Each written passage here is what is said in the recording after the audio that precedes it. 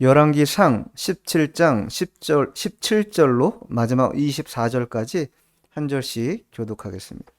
이 일 후에 그 집 주인 되는 여인의 아들이 병들어 증세가 심히 위중하다가 숨이 끊어진지라.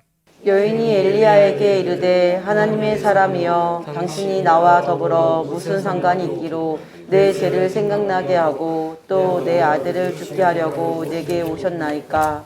엘리야가 그에게 그의 아들을 달라 하여 그를 그 여인의 품에서 받아 안고 자기가 거처하는 다락에 올라가서 자기 침상에 누이고 여호와께 부르짖어 이르되 내 하나님 여호와여 주께서 또 내가 우거하는 집 가부에게 재앙을 내리사 그 아들이 죽게 하셨나이까 하고 그 아이 위에 몸을 3번 펴서 엎드리고 여호와께 부르짖어 이르되 내 하나님 여호와여 원하건대 이 아이의 혼으로 그의 몸에 돌아오게 하옵소서 하니 여호와께서 엘리야의 소리를 들으심으로 그 아이의 혼이 몸으로 돌아오고 살아난지라. 엘리야가 그 아이를 안고 다락에서 방으로 내려가서 그의 어머니에게 주며 이르되 보라 내 아들이 살아났느니라.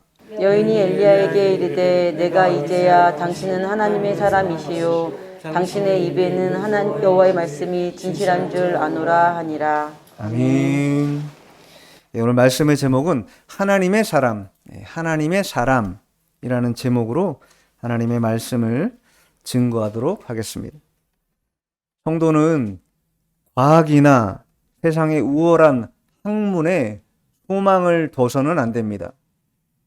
또한 재물이나 권력이나 그러한 세상적인 것에 소망을 둬서도 안 됩니다.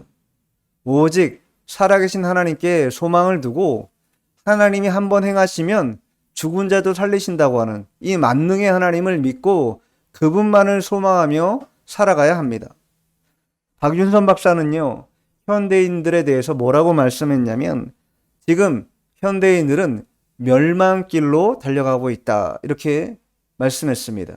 왜냐하면 그들이 그렇게 소망을 두는 곳이 어디냐 하면 과학이고 심리학이고 또 세상에 그러한 권위 있다고 여기는 그런 학문에 치우쳐서 그것에 소망을 두고 그 과학과 심리학이나 그 밖에 세상 학문이 우리의 삶을 더욱더 윤택하고 발전시켜 줄 거라고 확신하면서 거기에 모두 소망을 두고 살아가기 때문에 지금 멸망길로 달려가는 것이다 이렇게 말했습니다. 그만큼 현대인들의 이 소망의 근원이 세상 속에 창념돼 있고 그러한 경향성이 농후하다라는 것이, 그러한 얘기 속에는 비단 넌크리스찬만 포함되는 것이 아니라 믿는 자들도 그러한 대열에 합류해서 흘러가는 경우가 더러 많이 보게 된다라는 것입니다. 그러한 의미에서 우리가 신자로서 하나님의 사람이 된다라는 것은 대단히 중요하다. 누가 봐도 저 사람은 하나님의 사람이야 라고 호칭을 혹은 그렇게 부름을 듣게 된다면 하나님이 기뻐하실 일이고 우리에게도 신심이 더욱더 새로워지는 그러한 일이 될 것입니다. 이 하나님의 사람이라는 칭호는 언제 처음 시작됐냐면 신명기 33장 1절에 보면 모세가 자기 자신을 어떻게 부르는가? 하나님의 사람이라 이렇게 부릅니다. 왜 그렇게 말하고 있는가? 자신이 지금 하나님의 말씀을 대언할 것인데 그 대언된 말씀을 백성들이 들을 때 사람 모세의 말로 듣지 말고 하나님의 말씀으로 들어야 한다라는 개념을 주기 위해서 하나님의 사람이다 이렇게 말하기 시작한 것입니다. 그 이후로도 구약에 많이 나오는데 대체적으로 어디에 많이 나오냐면 열왕기, 상하 여기에 대체적으로 많이 나옵니다. 대략 제가 찾아보니까 50번이 넘게 나오더라고요. 하나님의 사람이라는 호칭이 50번이 넘게 나오는데 그 대다수의 그 호칭을 받는 사람이 누구였냐면 오늘 본문에 등장하는 엘리야 또 엘리사 이 두 사람의 선지자에게 하나님의 사람이라고 하는 호칭, 자기 자신도 그렇게 부르고 다른 사람도 그들에 대하여 하나님의 사람이다 이렇게 호칭하고 있다라는 거예요. 그만큼 하나님의 사람이라는 것은 하나님이 그와 함께하고 있다는 뜻이기도 하고 언제나 하나님의 말씀에 순종할 수 있는 말씀을 따라가는 사람이라는 것을 의미합니다. 엘리야도 오늘 그랬는데요. 자, 5절 17장 5절 한번 읽어보시죠. 그가 여호와의 말씀과 같이 하여 곧 가서 요단 앞 그리 시냇가에 머물매 하나님께서 엘리야에게 그리 시냇가로 가라 이렇게 말씀하신 거예요. 기근이 극심할 때에 시냇가로 가라 하라는 것이죠. 거기에 먹을 것이 있는 것도 아니고 뭐 있는 게 아니에요. 본문에 보면 나중에 알겠지만 까마귀를 통해 먹을 것 갖다 주시고 그 시냇가에 물을 먹게 하시는 그런 은혜를 베풀어 주셨다라는 거예요. 근데 그런 은혜를 베품 당하기 전에는 무엇을 해야 되는가? 하나님의 말씀에 순종해야 그 은혜의 베품을 받을 수 있는 것이죠. 불순종하고 그리 시냇가로 가라고 했는데 안 갔다고 한다면 그는 결코 이 기근의 때 살아남기 쉽지 않았을 것입니다. 그뿐만 아니라 그 시냇가에 물이 마르게 되자 가뭄으로 물이 마르게 되자 이번에는 어디로 가라고 하는가? 시돈에 속한 사르밧 과부의 집으로 가라 이렇게 말씀합니다. 9절도 읽어보죠. 너는 일어나 시돈에 속한 사르밧으로 가서 거기 머물라 내가 그곳 과부에게 명령하여 내게 음식을 주게 하였느니라. 10절에 그러니까 그가 일어나 사르밧으로 가서 하나님이 뭐라 말씀하시든지 그냥 그대로 행동한 거예요. 그리 시냇가로 가라 하면 그리 시냇가로 가고 그냥 사르밧 과부의 집으로 가라 그러니까 간 거예요. 하나님의 말씀을 아는 것과 순종하는 것은 조금 차이가 있습니다. 이 오늘날 우리 그리스도인들이 이 간극을 이 갭을 극복하지 못하는 경우가 상당히 많습니다. 아는 건 많은데 순종을 못하는 경우가 많다라는 거예요. 차라리 몰라도 하나님 말씀대로 순종하는 게 훨씬 더 유익합니다. 우리 신앙에도 도움이 되고 엘리야가 그렇게 하나님의 말씀에 순종할 수 있었던 이유가 무엇일까? 곰곰이 생각해 보면 하나님은요 선하신 하나님이라는 것을 알면은 무슨 말씀이든 순종할 수 있습니다. 하나님은 무엇을 행하시든 선하게 역사하신다. 우리에게 악한 것을 주거나 잘못된 것을 주시는 분이 아니라 선하고 또 온전한 것을 주신다고 하는 이 믿음이 있으면 그에게 어떠한 말씀을 주셔도 순종할 수 있다라는 거예요. 하나님의 선하심을 알고 따르고 믿는 자가 순종할 수 있는 것이다. 또한 하나님이 주시는 모든 것은 다 유익하다. 이렇게 마음에 믿는 자가 순종을 잘할 수 있습니다. 그리고 이 두 가지 일들을 일상생활에서 경험한 사람들, 실제 삶에서 경험한 사람들이 또 순종을 잘한다라는 거예요. 나중에도 말씀드리겠지만 엘리야는 하나님 말씀대로 순종한 것으로 말미암아 많은 그런 은혜를 받게 됩니다. 순서대로 보도록 하겠습니다. 자, 17절 읽어보죠. 본문 17절. 2일 후에 그 집 주인 되는 여인의 아들이 병들어 증세가 심히 위중하다가 숨이 끊어진지라. 이 일 후라는 건 어떤 일이냐면 엘리야가 사르밧 과부의 집에 갔지요.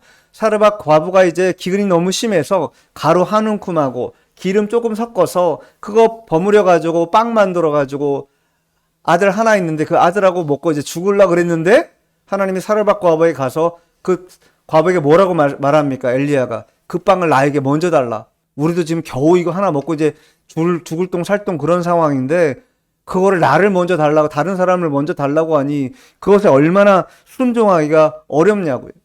근데 그런 와중에 어떠한 일이 벌어집니까? 그런 생명의 위협을 무릅쓰고도 이 사르밧 과부가 순종합니다.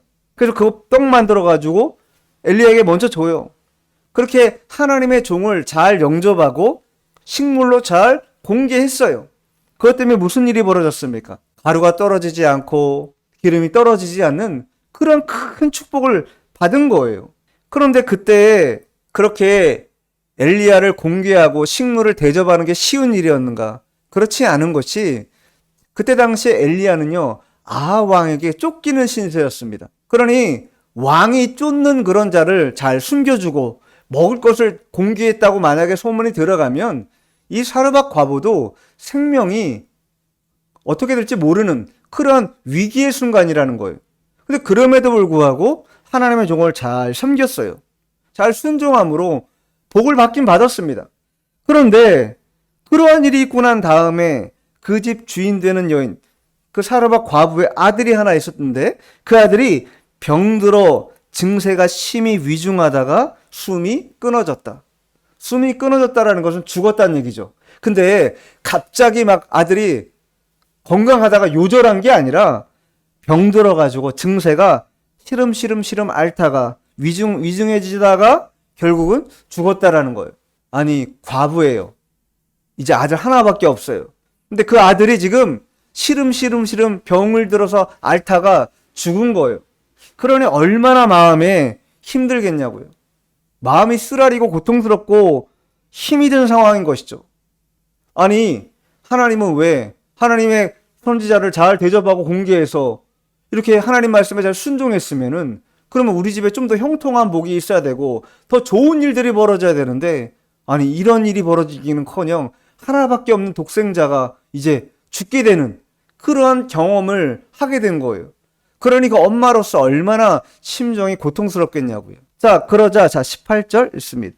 여인이 엘리야에게 이르되 하나님의 사람이여 당신이 나와 더불어 무슨 상관이 있기로 내 죄를 생각나게 하고 또 내 아들을 죽게 하려고 내게 오셨나이까. 당신이 나와 더불어 무슨 상관이 있기로 내 죄를 생각나게 하고. 이 말은요, 당신은 왜 내게 와가지고 나에게 이러한 재앙을, 내가 왜 이런 재앙을 받게 합니까? 이렇게 말하는 것이, 당신이 오지 않았더라면 내 아들이 죽지 않았을 것이다. 이렇게 말하는 거랑 똑같은 것이죠. 여기서 우리는 이 여인이 갖고 있는 신앙관을 엿볼 수 있다. 이 여인은요, 신이라고 할 때, 특별히 이 사르밧 과부는 시돈에 속한다 그랬죠. 시돈이라는 땅은 이방 땅입니다. 그러니 이방 사람들은 기본적으로 우상을 섬기는 사람들이에요. 근데 그 우상을 왜 섬기냐? 자신들이 복 받으려고. 그 우상을 섬기면 자신들이 복을 받을 수 있다라는 그런 믿음을 가지고 섬긴다라는 거예요. 그래서 이 사르밧 과부도 그의 신앙관으로 볼 때는 하나님이 우상 신들과 똑같이 복을 주시는 그러한 분으로 생각했다라는 거예요. 그리고 심지어는 그러한 것으로 복을 받기도 했어요. 선지자를 대접함으로 말미암아. 그런데 그 와중에 자신의 아들이 죽게 된 것이죠. 그러니까 하나님을 어떻게 알았는가? 자신의 필요를 채워주는, 공급해 주시는 하나님으로만 알았다라는 거예요. 그런데 아들의 죽음을 통해 자신이 뭘 깨달은 거예요? 죄를 깨달았다. 하나님의 사람은요, 두 가지를 깨닫게 되는데 첫 번째는 뭐냐? 죄를 깨닫는 자입니다. 죄를 깨닫는 자가 하나님의 사람이다. 하나님의 사람이 아니면요, 죄를 깨닫지 않습니다. 죄를 도리어 가까이 한다라는 거예요. 그것을 좋게 여긴다라는 거예요. 가끔 왜 그런 얘기 하잖아요. 결혼하게 되면, 결혼하고 나서 뭐가 여러 가지 가정에 어려움이 생기면 우리가 사람 잘못 들여서 그런다. 며느리 잘못 들였다. 아니면 사위 잘못 들였다. 이 가정에 이렇게 어려움이 있는 거는 저 며느리가 잘못 들어온 거다. 혹은 사위가 잘못 들어와가지고 이런 어려움을 겪는 거다. 이렇게 생각하는 경우가 왕왕 있습니다. 왜 그럽니까? 그 원인을 그 사람에게 전가함으로 자기 죄를 뭐 하는 거예요? 자기 죄를 숨기는 거예요. 덮어버리는 거예요. 자기 죄를 깨달아야 되는데 자기 죄를 깨달으려고 하지 않고 다른 사람에게 그 죄를 전가하거나 넘겨버려서 자신은 마치 아무렇지도 않은 것처럼, 깨끗한 것처럼, 괜찮은 것처럼 그렇게 생각하는 경우가 많다라는 거예요. 그러나 하나님의 사람은 그렇지 않다. 다른 사람에게 전가하지 않고 자신의 죄를 어떻게 자기가 깨닫는다라는 거예요. 자기가. 어떤 어려움이 발생했을 때 그것을 자신의 죄로 깨달아서 하나님께 토설함으로 그것을 해결하려고 하는 그런 믿음을 갖는 사람이 하나님의 사람이다. 이렇게 말할 수 있습니다. 그런데 오늘 이 과부는 아들의 죽자 그 원인이 누구에 있다고 생각한 거예요?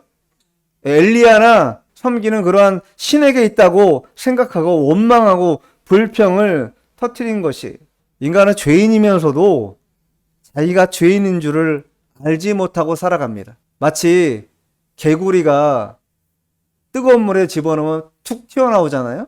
근데 찬물에 집어넣어가지고 불을 살살살살 높이면 어떻게 됩니까? 처음에 뭐 미지근하니까 괜찮다가 점점 뜨거워지면서 개구리가 죽게 되죠. 마치 그와 같이 우리도 죄를 너무 심상히 가볍게 여김으로 말미암아 깨닫지 못하고 그렇게 점점 내 속에 죄악이 관영해지고 쌓여가면서 이 어려움을 당할 때가 많이 있는 것이에요. 야고보서 1장 14절 15절 한번 읽어보겠습니다. 오직 각 사람이 시험을 받는 것은 자기 욕심에 끌려 미혹됨이니 욕심이 잉태한즉 죄를 낳고 죄가 장성한즉 사망을 낳느니라. 처음부터 사망에 가는 게 아니라는 거예요. 처음에 뭐가 와요? 욕심이 온다라는 거예요. 욕심이 누구에게나 옵니다. 근데 중요한 건 미혹되느냐 안 되느냐, 미혹을 받느냐 안 받느냐, 여기에 관건이라는 거예요. 미혹을, 욕심에 따라 미혹을 받게 되면 그것이 점점 자라나서 죄가 되고, 죄가 점점 자라나서 죽음에 이르는 그러한 일이 우리에게도 벌어진다라는 거예요. 하나님의 사람은 자신에게 죄가 있다라는 것을 그래서 깨달아야 된다라는 거예요. 다른 사람들에 있는 그러한 가시를 볼 게 아니라 내 눈 속에 있는 이 들보를 보고 나를 처복종시킬 수 있는, 죄를 깨달을 수 있는 그런 마음을 가져야 합니다. 깨닫게 하려면 어떻게 하게 되겠습니까? 빛이 비쳐야 돼요. 어둠에 빛이 비쳐야 그 어둠이 밝아지는 것처럼 빛이 비쳐야 되는데 그 빛이 무엇입니까? 하나님 말씀이죠. 하나님 말씀의 빛이 비춰야 내 죄가 선명히 드러나게 된다. 에베소서 5장 13절에 보면 그러나 책망받는 모든 것이 빛으로 나타나느니 나타나지는 것마다 빛이니라 이렇게 말씀했어요.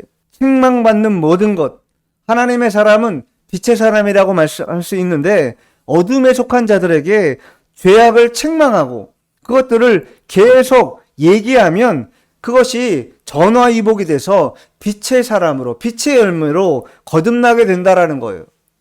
그러니 악을 자기 자신이든 다른 사람의 일이든 묵과하고 그냥 못 본 척 지나가면 안 된다라는 것이죠. 작은 것이라도 털어버리고 나아갈 수 있는 그런 믿음을 써야 하는 것입니다. 자, 본문 돌아와서 19절, 20절, 1절.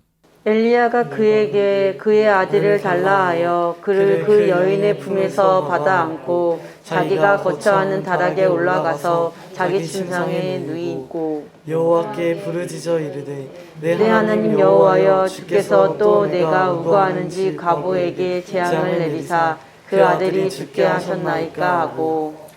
지금 그 위에까지는 사르밧 과부의 입장에서 본 거예요. 자, 그러면 이 19절, 20절은 엘리야 입장에서 말하고 있는 것입니다. 엘리야는 어떤 상황입니까? 지금 흉년이 들은 거예요. 그래갖고 재앙을 당했어요. 거기에다가 이 아합이 쫓아오기 때문에 지금 뭐 하고 있는 것이냐? 도피 생활하고 있는 거예요. 숨어 살면서 지내고 있는 것입니다. 근데 그렇게 해서 숨어 살고 있던 그 집에 아들이 어떻게 된 것입니까? 지금 죽게 된 거예요. 설상가상이란 말이 있죠. 가뜩이나 자기 자신도 힘든 상황인데 자신이 머물고 있는 집에 아들까지 죽게 되자 말할 수 없는 그런 고난과 어려움을 지금 엘리야도 당하고 있는 것이에요.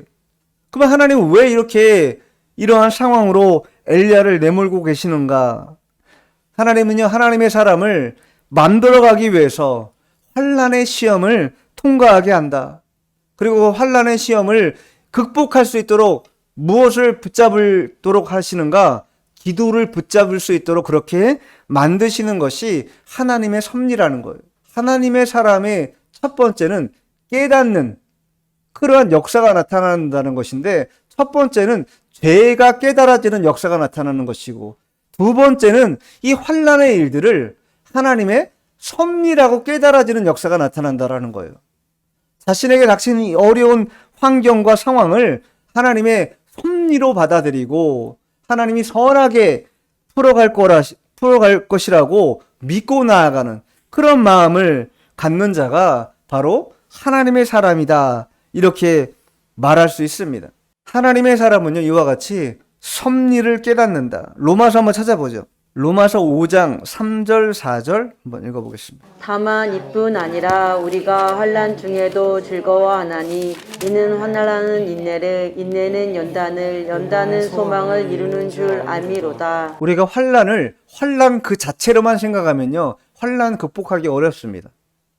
그러나 환난 뒤에 있는 그 하나님이 우리를 향한 그 섭리가 그 속에 내포되어 있다고 믿기 시작하면 환난을 환난으로 받아들이지 않고 환난을 통해 나에게 인내의 마음을 주시고 또 인내의 마음을 통하여 연단받게 되고 연단을 통하여서는 소망을 갖게 하시는 그러한 하나님의 뜻이 있다라고 그 섭리로 깨닫게 된다라는 거예요. 엘리야는 그런 면에서 그러한 여러 상황을 하나님을 체험하면서 직접 생활 속에서 경험하면서 깨달은 것이죠. 이런 상황을 통해서 하나님은 이것을 돌파할 수 있도록 우리를 인도하신다고 하는 믿음이 엘리야에게는 있었습니다.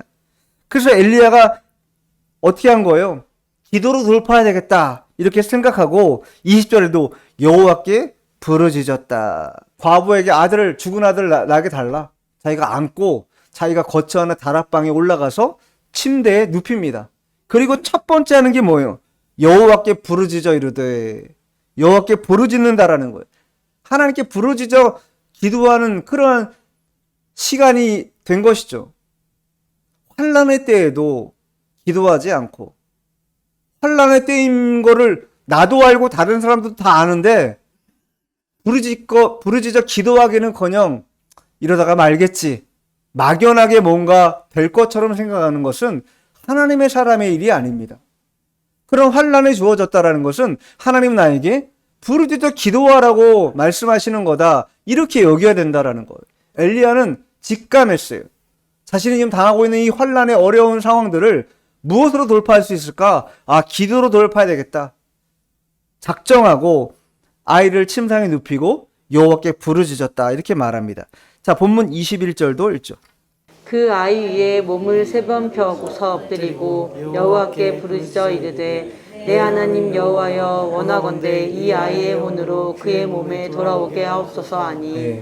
첫 번째가 하나님의 사람의 특징, 첫 번째가 뭐냐? 깨닫는 역사가 있다라는 것이 첫 번째라면, 두 번째는 살리는 역사가 하나님의 사람에게는 있다라는 거예요. 살리는 역사가 있다. 신실하고 또 신앙의 신심이 깊은 사람 옆에 가면요, 죽은 자들이 어떻게 되겠어요? 살아나는 역사가 나타납니다. 영이 죽은 자들이 살아나는 역사가 나타난다고요.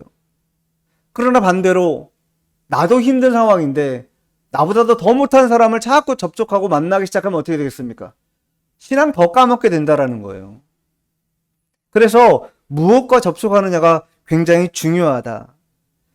하나님은 이 하나님의 사람을 통해 살리는 역사를 나타내신다. 여호와께 부르짖는다고 아까 말씀드렸죠. 두 번째 21절에도 그 아이 위에 몸을 3번 펴서 엎드렸다. 3번을 펴서 엎드려서 그 아이를 부둥켜 이렇게 덮쳐서 기도했다는, 부르짖어 기도했다는 거예요. 아이 몸에 자기 몸을 뭐 한 거예요? 접촉한 거죠. 연합된다라는 의미입니다. 이 엘리야의 기도가 너무나 간절하게, 마치 자신이 당한 고통처럼, 사르밧 과부의 고통이 마치 자신이 당한 고통처럼 그러한 마음으로 호소하며 하나님 앞에 기도하고 있다라는 거예요. 제발 이 간절한 기도를 들어달라고, 하나님이 들어주지 아니하시면은 이 아이를 살릴 수 없다고 간절하게 체휼의 마음을 가지고 기도하고 있는 것입니다. 사르밧 과부의 신앙관이 자신의 필요를 채워주시는 하나님 정도로 생각했다면 엘리야는 어떠한 하나님으로 봤습니까? 생명을 살릴 수 있는 생명의 주관자로 알고 그런 하나님께 기도한 것이에요. 간절히 하나님의 능력이라면 반드시 이 아이가 살아날 수 있다라고 하는 그 믿음을 가지고 기도한 것입니다. 22, 23. 여호와께서 엘리야의 소리를 들으심으로 그 아이의 혼이 몸으로 돌아오고 살아난지라.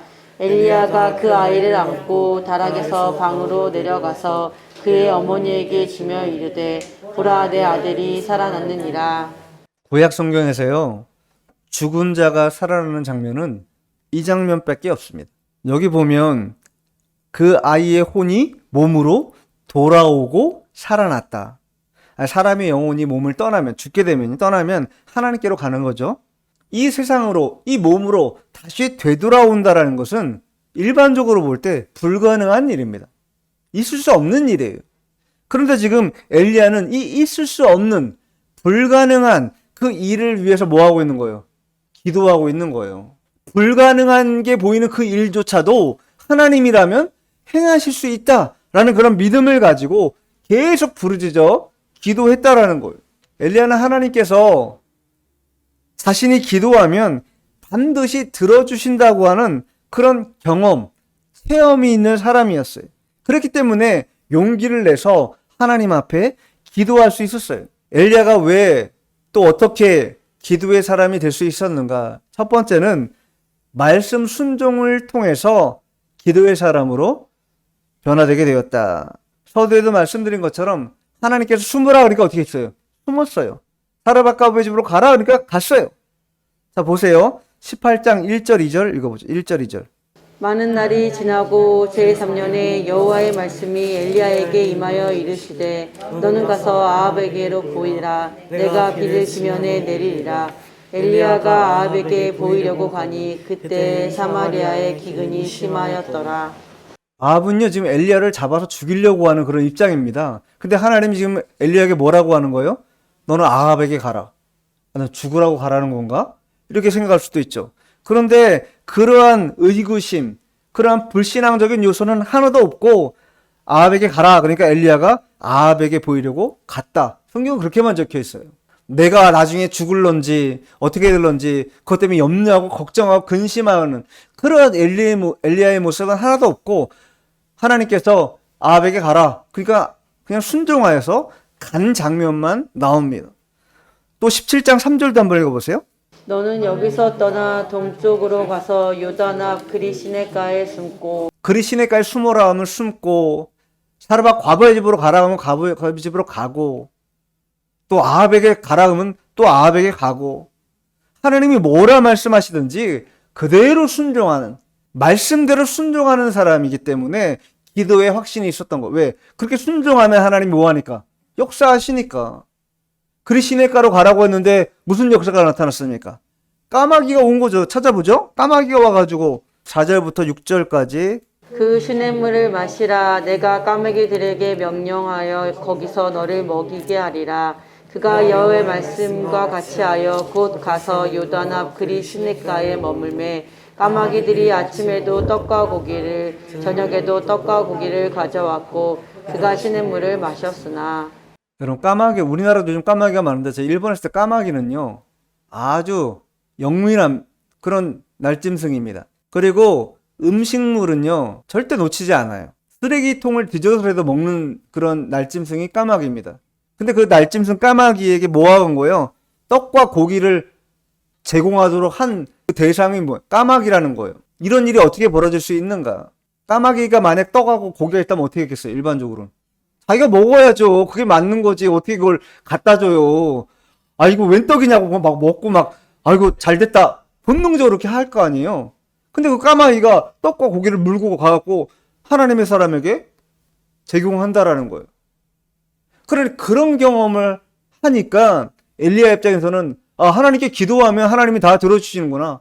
하나님 말씀을 순종만 하면 심지어 까마귀조차도 떡과 고기를 제공하는 그러한 대상자로 삼을 수 있는 하나님이시라면 못할 게 무엇인가 이런 믿음이 엘리야에게 있었다라는 거예요. 말씀대로 순종하면 반드시 하나님께서 역사하신다라는 것을 체험적으로 한 거예요. 체험적으로.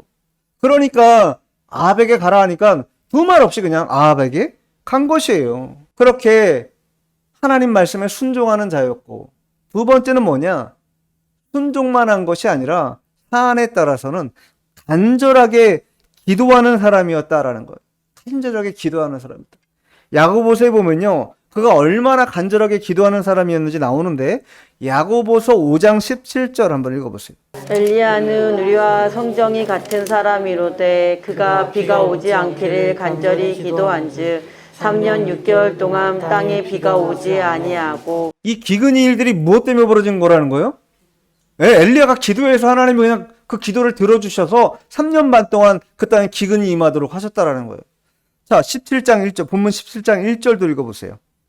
길리앗에 우거하는 자 중에 디귿 사람 엘리야가 아합에게 말하되 내가 섬기는 이스라엘의 하나님 여호와께서 살아계심을 두고 맹세하노니 내 말이 없으면 수년 동안 비도 이슬도 있지 아니하리라 하니라. 아합이 자기를 괴롭히고 힘들게 하고 그러니까 아합이 뭐라는 거예요? 내가 하나님을 믿는데 내가 하나님께 기도하면 여기 기근이야 바로. 비도 오지 않고 이슬도 안 내릴 거야. 그렇게 아합에게 얘기합니다. 실제로 어떻게 된 거예요? 그 기도가 상달돼가지고 3년 반 동안 그 땅에 비가 안 내렸다라는 거예요. 극심한 가뭄이 임했다라는 거예요.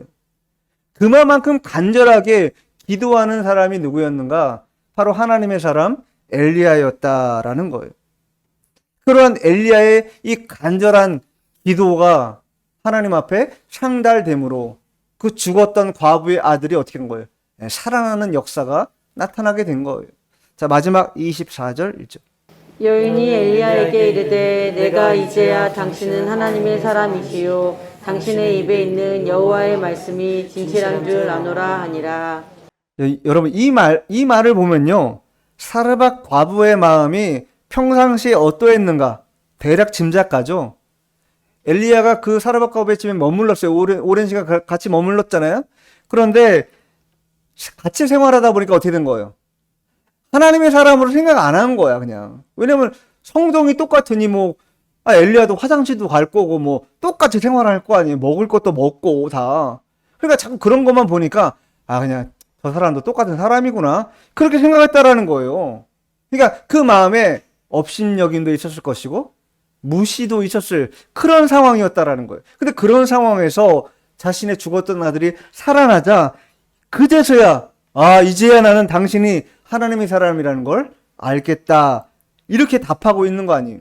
엘리야가 하나님의 사람이라는 것을 그 여인은 이러한 기적적인 역사를 통해서 더 깨닫게 됐다라는 거예요. 저 사람이 말하는 것 다 하나님의 말씀이고 진리라는 것을 깨닫게 됐다라는 거예요. 어떤 면에서 보면 사르밧 과부도 자신의 아들이 죽는 고통을 당했고 엘리야도 이 아합에게 쫓기면서 도피 생활하면서 고난받는 그러한 시련의 때가 두 사람에게 공이 있었습니다. 그러나 두 사람의 반응은 전혀 달랐다. 사르밧 과부는 자신의 아들이 죽은 것을 원망하면서 하나님이라면 왜 아들이 죽냐? 나에게 복을 주시는 하나님이지 않냐? 라고 자신의 필요만을 채워주는 분으로 여겼다고 한다면 엘리야는 그러한 하나님뿐만 아니라 하나님은 생명의 주관자시요 죽은 자도 살리실 수 있는 그런 능력의 하나님이라는 것을 믿은 그 믿음의 반응이 둘이 결이 완전히 달랐다라는 것이. 그러니 하나님께서 주시는 이 시련이라는 것을 엘리야는 어떻게 믿은 거예요? 이 시련 자체, 환난 자체로 끝나지 않을 거라는 걸 확실히 믿었어요. 그렇기 때문에 기도한 것이죠. 그리고 시련은 그 시련으로 환난으로 끝나는 것이 아니라 보다 온전한 상태로 하나님이 우리에게 믿음을 더 일으켜 주시고 혹은 생명을 더 연장시켜 주시는 그런 은혜로 이 시련이 전화위복될 거라는 것을 알고 기도한 사람이 바로 엘리야였다. 이렇게 말할 수 있는 것입니다. 자, 시편 말씀 찾아보죠. 시편 66편 10절로 12절. 시편 66편 10절로 12절까지 읽어보겠습니다. 하나님이여 주께서 우리를 시험하시되 우리를 단련하시기를 은을 단련함 같이 하셨으며 우리를 끌어 그물에 걸리게 하시며 어려운 짐을 우리 허리에 메어 두셨으며 사람들이 우리 머리를 타고 가게 하셨나이다. 우리가 불과 물을 통과하였더니 주께서 우리를 끌어내사 풍부한 곳에 들이셨나이다. 결론은 뭐예요? 주께서 우리를 끌어내사 풍부한 곳에 들이셨다. 이게 시편 기자의 결론이에요. 근데 그 결론이 있기까지 그 과정 속에 무슨 일이 벌어져요? 하나님이 우리를 단련하셨다. 또 우리를 끌어내서 그물에 걸리게 하시고 어려운 짐을 허리에 매게 하셨다. 생활 속에서 벌어지는 여러 가지 시련과 환난의 일들을 경험했다라는 거예요. 그러나 그 와중에도 하나님이 지금 우리에게 하나님의 사람에게 허락하시는 이 시련과 환난의 일들이라는 것은 결국 나중에 하나님이 우리를 끌어내서 풍성하게 해주시기 위한 하나의 과정이라는 것을 시편 기자가 깨달은 것이죠. 그래서 그것을 시로 옮긴 것이에요. 오늘 엘리야도 마찬가지죠. 자신이 당하는 여러 가지 환난의 일들이 있었지만 그러나 궁극적으로 하나님은 생명을 살리시는 분이다. 우리를 풍성하게 하시고 온전하게 하시는 분이기 때문에 반드시 좋은 결말을 우리에게 허락하실 것이다. 이렇게 믿은 사람이라는 거예요. 바로 그러한 사람들이 하나님의 사람이다 라고 칭함받을 수 있는 것입니다. 하나님의 사람이라고 말은 하는데 시련과 환난 당할 때 똑같이 원망하고 불평하고 왜 이런 일을 벌이게 하십니까 하나님, 이렇게 짜증내고 그렇게 해서는 안 된다라는 것이죠. 하나님의 사람이라면 하나님이 큰 그림을 어떻게 그리시는지 알고 그러한 주님을 믿고 따라가는 그런 믿음이 있어야 하는 것입니다. 그러니 하나님의 사람은 이와 같이 여러 가지 어려움도 또 시련의 일들도 겪게 되는 것입니다. 그것 때문에 낙심할 필요 없는 것이죠. 오늘 본문을 통해서 하나님은 하나님의 사람, 첫 번째는 뭐냐? 깨닫는 사람이다. 깨닫는 사람. 죄를 깨달을 수 있어야 하고 하나님의 섭리를 깨달을 수 있어야 하고, 두 번째로 뭡니까? 생명을 살리는 그러한 역사가 하나님의 사람에게 있다. 어떻게 있습니까? 말씀 순종함으로 살리는 역사가 있고 간절히 기도함으로 살리는 역사가 있는 것입니다. 오늘 엘리야와 이 사르밧 과부의 일들을 통해서 우리가 세상의 학문, 세상이 그렇게 과학이나 심리학을 통해서 무엇이든 할 수 있다라고 말하는 그러한 시대에 하나님은 거기에 소망 두지 말고 하나님께 소망 두고 살아야 진정한 소망이 있다고 우리에게 교훈해 주고 있는 것입니다.